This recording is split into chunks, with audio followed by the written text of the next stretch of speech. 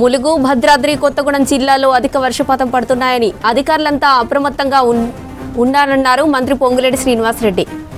రాష్ట్ర వ్యాప్తంగా వర్షాల పరిస్థితిపై ఎప్పటికప్పుడు సమీక్షిస్తున్నామని చెప్పారు.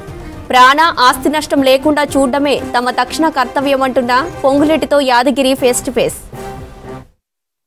2 రోజులుగా రాష్ట్ర వ్యాప్తంగా కూడా భారీ వర్షాలు పడుతున్నాయి. అయితే ఎప్పటికప్పుడు అధికార యంత్రాంగాన్ని ప్రభుత్వం అలర్ట్ చేస్తూనే ప్రజలకు ఎలాంటి ఇబ్బందులు కలగకుండా అధికారులను అలర్ట్ చేస్తున్నారు. అందులో భాగంగానే ఇక ఇవాళ రేపు కూడా వర్షాలు ఉంటాయని చెప్పేసి వాతావరణ శాఖ హెచ్చరించింది. దాన్ని దృష్టిలో పెట్టుకొని ఇవాళ సచివాలయంలో మంత్రి పొంగులేటి శ్రీనివాసరెడ్డి ఆధ్వర్యంలో సమీక్ష నిర్వహించారు. జిల్లాలో ఉన్నటువంటి అధికార యంత్రాంగంతో సమీక్ష నిర్వహించారు.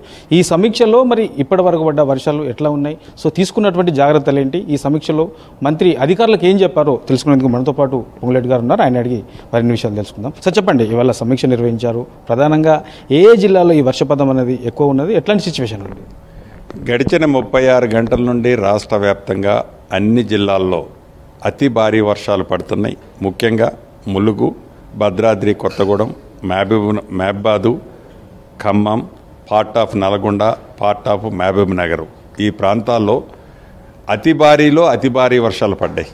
కనీ విని ఎరగని వరద, కుంటలు, వాగులు, వంకలు పొర్లుతూ స్థానికంగా ఉండే గ్రామ పంచాయతీ రోడ్లు, R&B రోడ్లు, పంచాయతీరాజ్ డిపార్ట్మెంట్ రోడ్లే కాకుండా నేషనల్ హైవేస్ని కూడా ఓవర్ఫ్లో అవుతున్నాయి. ఈ పరిస్థితుల్లో ఉదయం నుంచి మేము వచ్చిన ఇన్ఫర్మేషన్ బట్టి ఉదయం ఎర్లీ మార్నింగ్ మహబాద్ రైల్వే స్టేషన్ దగ్గర ట్రాక్ ఫ్లడ్కి కొట్టుకుపోయింది.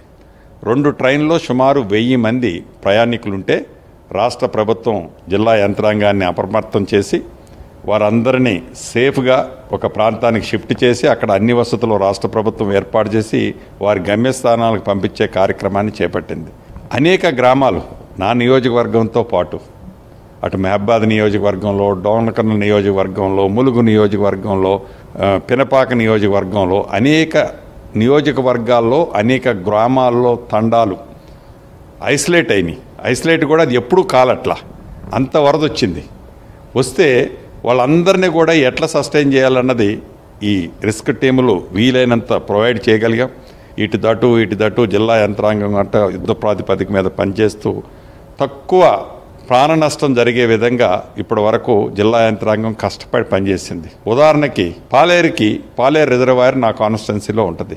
ఈ పాలేరు నియోజకవర్గం ఫ్లడ్ వచ్చినప్పుడు డిశ్చార్జి దాని కెపాసిటీ 80,000 క్యూసెక్లు. ఈ 80,000 క్యూసెక్లు డిశ్చార్జికి కాను ఏదైతే ఈ ఫ్లడ్ ఈ గడిచిన 36 గంటల్లో వచ్చిన ఫ్లడ్తో సుమారు 1,75,000 క్యూసెక్లు డిశ్చార్జ్ వచ్చింది. అంటే పాలేరు బండ్ సర్ప్లస్ అయ్యే పొజిషన్కి వచ్చింది. దురదృష్టం ఏంటంటే అక్కడ యాకూబు నాకు బాగా కావాల్సిన మిత్రుడు, అతను తన ఫ్యామిలీని పోషించుకోవటం కోసం ఆ పాలేరు డౌన్ స్ట్రీమ్లో బాగా ఎత్తుగా ఉన్న ఒక గడ్డ మీద ఒక రేకుల షెడ్ వేసుకొని అక్కడ ఇటుకలు చేసుకొని జీవిస్తుంటాడు. అంటే సిమెంట్ ఇటుకలు.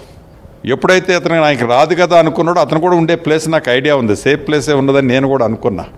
కానీ ఈ ఫ్లడ్ ఎక్కువ వచ్చేసరికి ఆ ఇంటి మీద కూడా వాటర్ వచ్చేస్తే వాళ్ళ గోడ మీద ఉంటే ఇటు రిస్క్ టీములు అక్కడికి రీచ్ కాలేకపోయా. ఈ ఫ్లడ్ ఫ్లోకి హెలికాప్టర్ తెప్పిద్దామని అటు నేవీ నుంచి, ఇటు డిఫెన్స్ నుంచి, ఇటు ఎయిర్ ఫోర్స్ నుంచి ప్రయత్నం చేస్తే ఈ లోకల్ రెయిన్స్ కారణంగా ఈ హెలికాప్టర్ కూడా ఒకళ్ళు టేకాఫ్ తీసుకొని ల్యాండ్ చేసుకొని మళ్ళీ ఈ పరిస్థితుల్లో మేము వెళ్ళలేము, సేఫ్ కాదని వాళ్ళు చెప్పి ఆగిపోయారు. చివరికి వాళ్ళని ఎట్లా కాపాడాలని చివరికి ఈ డ్రోన్ల ద్వారా ఈ లైఫ్ జాకెట్స్ సేఫ్టీ కోసం పంపించి కొన్ని తాళ్ళు కూడా పంపించడం జరిగింది.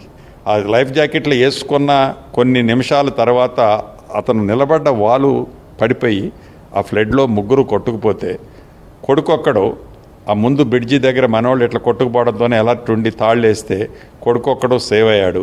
వాళ్ళిద్దరూ కనిపించడం లే. అంటే మార్నింగ్ నుంచి నేను తెలిసి ఒక 20 సార్లు వాళ్ళు నాకు ఫోన్లో మాట్లాడటం, వీడియో కాల్ కూడా ఆ చెల్లెమ్మ ఫోన్ చేసిన సందర్భం ఇప్పటికే నా కళ్ళల్లో తన ఆవేదన స్పష్టంగా కల్పించింది. అది తట్టుకోలేకనే ఇందాక ఎమోషనల్ అయ్యా. కానీ దురదృష్టం వాళ్ళిద్దరు కూడా సేఫ్గా ఉండాలని భగవంతుడిని ఉండే విధంగా భగవంతుడు దీవించాలని కోరుకుంటున్నా. ఏది ఏమైనా ఈ రాబోయే 36 గంటల్లో కూడా ఏదైతే గడిచిన 36 గంటల్లో ఎలా ఉందో ఈ హైదరాబాదు పరిసర ప్రాంతాల్లో కూడా ఈ ఈవినింగ్ నుంచి హెవీ రెయిన్ ఉంది. తప్పకుండా హైదరాబాదులో నివసించే పరిసర ప్రాంతాల్లో నివసించే ప్రజానికానికి ఒకటే విన్నవించదలుచుకున్న అత్యవసర పనులుంటే తప్ప, అది వైద్యానికి సంబంధించింది తప్ప ఎవరూ బయటికి రావద్దని కూడా రాష్ట్ర ప్రభుత్వ పక్షాన నేను వివరించుకుంటున్నా. ఏదైతే వర్షాలు ఉధృతంగా ఈ రాత్రికి రేపు ఉన్నాయో ఆ ప్రాంతాల్లో ఉండే జిల్లా కలెక్టర్లు కూడా ఇందాక వీడియో కాన్ఫరెన్స్లో ఆదేశాలు ఇచ్చాం. ఏదైతే ఉధృతంగా ఉండే వర్షాలుండే ప్రాంతంలో ప్రైవేట్ స్కూల్స్ను కూడా, కాలేజీలు, ప్రైవేట్ స్కూల్స్, గవర్నమెంట్ సెక్టారు స్కూల్స్ని అన్నింటిని కూడా సెలవు ఇవ్వాలని ఆదేశాలు ఇవ్వటం జరిగింది. వీటన్నిటితో పాటు పురాతనమైన బిల్డింగులు హైదరాబాద్ పరిసర ప్రాంతాల్లో ఎక్కువ ఉంటాయి. ఇంతకుముందు 1-2 కూలాయని తెలిసింది. దానివలన ఒకళ్ళిద్దరు ప్రాణ నష్టం కూడా హైదరాబాదులో ఆ కూలటం వలన జరిగింది. ఆ పురాతనమైన ఉండే గోడలు, ఇళ్లల్లో నుంచి రాష్ట్ర ప్రభుత్వ అధికారులు కూడా వాళ్ళని సేఫ్టీ ప్లేసెస్ ఏదైతే మనం షెల్టర్లు ఏర్పాటు చేశామో, వాళ్ళకి అన్ని మౌలిక వసతులు అక్కడ ఏర్పాటు చేశామో ఆ ప్లేసులకు వాళ్ళని షిఫ్ట్ చేయాలని, ఏ అయితే రిజర్వాయర్లు ఉన్నాయో ఈ రిజర్వాయర్లు కూడా పూర్తిగా నిండిందాకా ఎదురు చూడకుండా పైన వచ్చే క్యాచ్మెంట్ని అసెస్మెంట్ చేసుకొని వాటిని పూర్తిగా నిండక ముందే కొంత డిశ్చార్జ్ని డౌన్ స్ట్రీమ్కి వదలాలని, డౌన్ స్ట్రీమ్కి వాటర్ వెళ్ళేటప్పుడు ఆ వాటర్ ఫ్లోకి బోత్ సైడ్స్ సామాన్యులు జీవిస్తుంటారు, వాళ్ళని కూడా అలర్ట్ చేసి ఏదైతే మనం షెల్టర్లో వారి కోసం ఏర్పాటు చేశామో అక్కడికి షిఫ్ట్ చేయాలని అధికారులని ఆదేశించాం. ఏది ఏమైనా ఎంత పెద్ద వర్షాలు వచ్చినా ఈ రాష్ట్ర ప్రభుత్వం ప్రజలను కాపాడుకునే దాంట్లో, ప్రాణాలు కాపాడే దాంట్లో అధికారులు కానీ మేము కానీ ఎంత ఖర్చు అన్నది ముఖ్యం కాదు, ఏ ఒక్క ప్రాణ నష్టం జరగకుండా ఉండే విధంగా చర్యలు చేపట్టాలని గౌరవ ముఖ్యమంత్రి గారు సూచించారు. అదే అధికారులు ఇందాక వీడియో కాన్ఫరెన్స్లో ఆదేశాలు కూడా ఇవ్వటం జరిగింది. ఇప్పుడు ఇందాక మీరు చెప్పారు మీ సొంత నియోజకవర్గంలో సంబంధించినటువంటి సిచ్యువేషన్ను చాలా ఎమోషన్ కూడా అయ్యారు మీరు మీడియా సమావేశంలో. సార్ ముందస్తుగా అక్కడ ఉండే అధికారులు అలర్ట్ చేయలేకపోయారా? అసలు ఏం జరిగింది అంటే అసలు అది అంత ఎలివేటెడ్. నాకు కూడా నేను స్వయంగా ప్రాంతానికి ఒకసారి వెళ్ళా, తన ఇంటికి ఆ బ్రిక్స్ చేసుకొని ఎట్లా జీవిస్తాడో చూడటానికని. అంత ఎలివేటెడ్ ల్యాండ్లోకి వాటర్ పోతుందని నేను కూడా అసెస్ చేయలే. డెఫినెట్గా నా ధైర్యం ఏంటంటే వరస్ట్లో నేను హెలికాప్టర్ అని పంపగలుగుతా కదా అని అనుకున్నా. అంటే విధి చూడండి ఎలా ఉంటుందో. అంటే అన్నీ ఉండి కూడా ఏమీ నేను కాపాడుకోలేకపోయినా, అది దురదృష్టం. సార్ ఇంకోటి ఈ స్కూళ్ళ విషయంలో ఇందాక ఒక నోట్ రిలీజ్ చేసిన దాంట్లో అసలు అన్ని ప్రైవేటు ప్రభుత్వ విద్యా సంస్థలకు సెలవు ఉంటుంది రేపు అని చెప్పేసి నోట్ వచ్చింది. మీరన్నారు ఆ జిల్లా కలెక్టర్లు నిర్ణయం, దీన్ని ఒక క్లారిటీ ఇవ్వండి. మోస్ట్లీ నాకు తెలిసినంత వరకు అన్ని జిల్లాలు రెడ్ అలర్ట్లోనే ఉన్నాయి. అన్ని జిల్లాలకి వర్తించుద్ది ఇది. అన్ని జిల్లాలు రెడ్ కలర్లోనే ఉన్నాయి వర్షాలకి. అన్ని జిల్లాలు మోస్ట్లీ స్కూల్స్ అన్నిటికీ సెలవు ఉంటుంది. సార్ ఇప్పుడు నిన్న పడ్డ వర్షానికి ఈరోజు కురిసినటువంటి వర్షానికి ఈ రాష్ట్ర వ్యాప్తంగా కూడా ఏమన్నా ప్రాణ నష్టం ఏమన్నా జరిగిందా? సుమారు ఉదయం మీ వీడియో కాన్ఫరెన్స్లో కూర్చోటానికి ముందు మాకు వచ్చిన లెక్క ప్రకారం 8 మంది, అందుట్లో భద్రాద్రి కొత్తగూడెం జిల్లాలో 3 చనిపోయారు, ఖమ్మం జిల్లాలో 1 చనిపోయారు, అప్పటికి మహబూబ్నగర్ జిల్లాలో 1 చనిపోయారు, ములుగు జిల్లాలో 1 చనిపోయారు. ఏజెన్సీ ప్రాంతాలలో కూడా చాలా ఇబ్బంది పడతా ఉన్నారు. సో ఏజెన్సీ ప్రాంతాలలో ఎట్లాంటి జాగ్రత్తలు తీసుకుంటున్నారు? ఆల్రెడీ అధికారులను ఆదేశించాం. ఏజెన్సీ ప్రాంతాల్లో స్వతహాగానే రోడ్లు బాగలేవు, యథార్థం. వాటిని తప్పకుండా ఇలా వర్షాలు ఉన్నాయని నేను ఏదో వాగ్దానం చేయటం కాదు, కానీ తప్పకుండా ఆ రోడ్లు కూడా ఇంప్రూవ్మెంట్ చేయాల్సిన బాధ్యత ఈ రాష్ట్ర ప్రభుత్వ పక్షాన మాకుంది. ఆ దిశగా ఈ వర్షాలు తగ్గిన తర్వాత వాటి మీద కూడా చర్యలు చేపడతాం.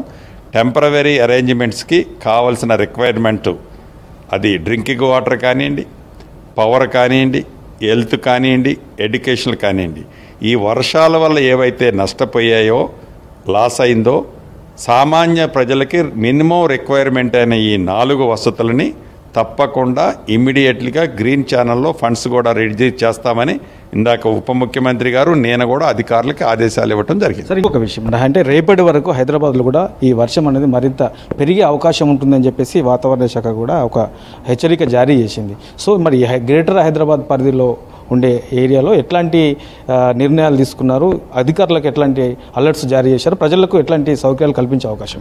2020లో ఏవైతే ఫ్లడ్స్ వచ్చాయో వాటిని దృష్టిలో పెట్టుకొని, వాటి అనుభవాన్ని దృష్టిలో పెట్టుకొని అటువంటి సందర్భం పునరావృతం కాకుండా ఉండే విధంగా ఈ ప్రభుత్వం చర్యలు తీసుకునే విధంగా అధికారులకు ఆదేశాలు ఇవ్వటం జరిగింది. ఆ దశలో వీళ్ళు ప్రిపేర్ అయి ఉన్నారు, నెంబర్ 1. నెంబర్ 2, సామాన్య ప్రజలకు కూడా ఇందాక నేను అప్పీల్ చేసినట్లు అత్యవసర పరిస్థితి అంటే ఆరోగ్య రీత్యా ఏదైనా అవసరం ఉంటే తప్ప సామాన్య ప్రజలు కూడా రోడ్లు ఎక్కొద్దు అనేది రిక్వెస్ట్ చేస్తున్నాం. 3rd 1, పురాతనమైన కట్టడాలు ఏవైతే ఉంటాయో ఈ పురాతనమైన కట్టడాల్లో నివసించే వాళ్ళు కానీ ఆ గోడ పక్కన నివసించే వాళ్ళు కానీ వాళ్ళని పునరావాస కేంద్రాలకు పోయి షిఫ్ట్ చేసి అన్ని వసతులని వాళ్ళకి ఏర్పాటు చేయమన్నాం. 4th వన్ వచ్చేసి ఎడ్యుకేషనల్ ఇన్స్టిట్యూషన్స్ ఏవైతే ఉన్నాయో వాటికి రేపు హాలిడే ప్రకటించమని చెప్పాం. 5th వన్ వచ్చేసి ఎక్కడైతే రిక్వైర్మెంట్ మనుషులకి ప్రమాదం లేకుండా ఏదన్నా ఫండ్స్ ఇతరత్ర రిక్వైర్మెంట్ ఏదైనా ఇమీడియట్లీగా అధికారులు వాటి కోసం వెయిట్ చేయకుండా ఇమీడియట్లీగా ఈ ప్రభుత్వం ఇవ్వడానికి సిద్ధంగా ఉంది. ఇది మొత్తానికి ఇవాళ పొంగులేటి శ్రీనివాసరెడ్డి గారు చెప్పినటువంటి సిచ్యువేషన్. తర్వాత రాష్ట్ర వ్యాప్తంగా కూడా అధికారులకు ఎట్లా అలర్ట్ చేశామని చెప్పేసి మంత్రి చెప్పారు.